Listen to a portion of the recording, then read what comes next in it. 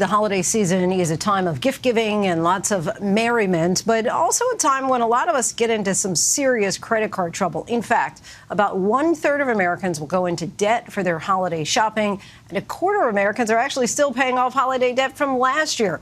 Altogether, Americans are saddled with more than $1 trillion in credit card debt.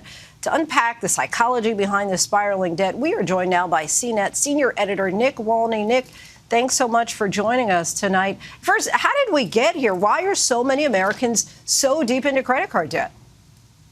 People are leaning into credit cards much more than they were previously. There are a couple of different factors here. One big factor is obviously inflation. Things are just more expensive than they used to be. Cost of goods is up across the board. And so we're seeing a lot of Americans lean more into credit cards in order to make ends meet. So this isn't just frivolous shopping, Lindsay. It's not people being flippant or doing a lot of new travel. It's a lot of times people just trying to make ends meet with the budget when it comes to groceries and other basics. And so as a result of that, but combined with raising APRs that are really compounding a lot of that interest, we see Americans carrying much more credit card debt than they were previously. And let's talk about the impact of e-commerce and digital wallets. How do these one-click purchases actually trick our brains, essentially? Buy now, pay later is very popular when you go to checkout, when you're checking out from an Instagram ad or something like that, and you see the option to either pay $50 or to pay 4 payments of $12.50. Boy, that $12.50 just feels much better in the moment. And it's that delayed payment, it actually creates a little bit more of a dopamine release in our brain when we end up having that option. We go with the option that's less painful. We go with the option that's going to feel better. And so it's important for people to be aware of that, how that can be treacherous, because even though buy now, pay later doesn't necessarily have interest rates, there are late fees, and it just reinforces this loop, Lindsay, of not paying for the thing that you're buying in the moment and punting that payment until later. That tends to get a lot of people in trouble. And so what you're saying is the mere anticipation of using a credit card actually activates the reward network in our brain.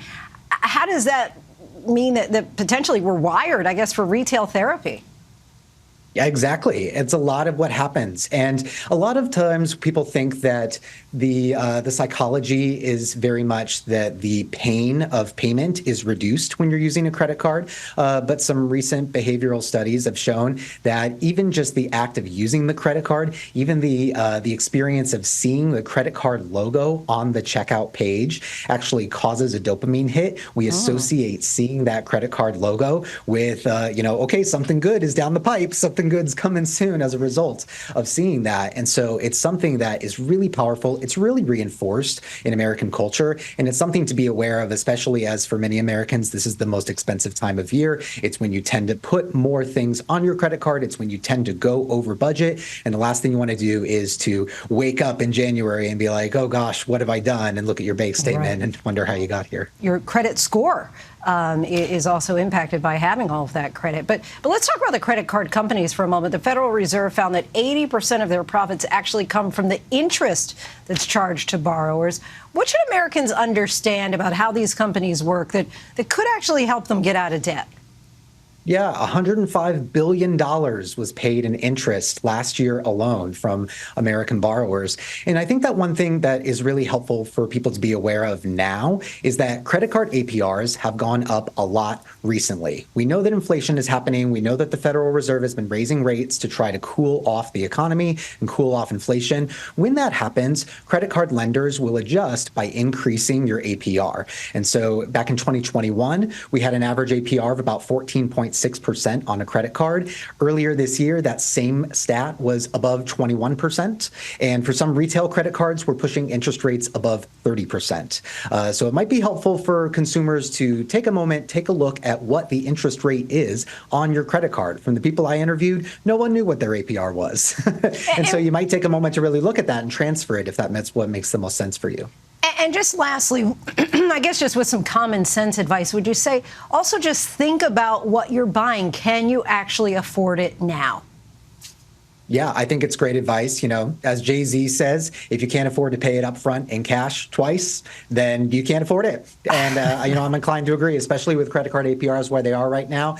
Cash is king. Rely on cash. Make sure you've got enough money along the way. Good advice there. All right. Nick Wolny, really appreciate your reporting on this. Thanks so much. Hi, everyone. George Stephanopoulos here. Thanks for checking out the ABC News YouTube channel. If you'd like to get more videos, show highlights, and watch live event coverage, click on the right over here to subscribe to our channel. And don't forget to download the ABC News app for breaking news alerts. Thanks for watching.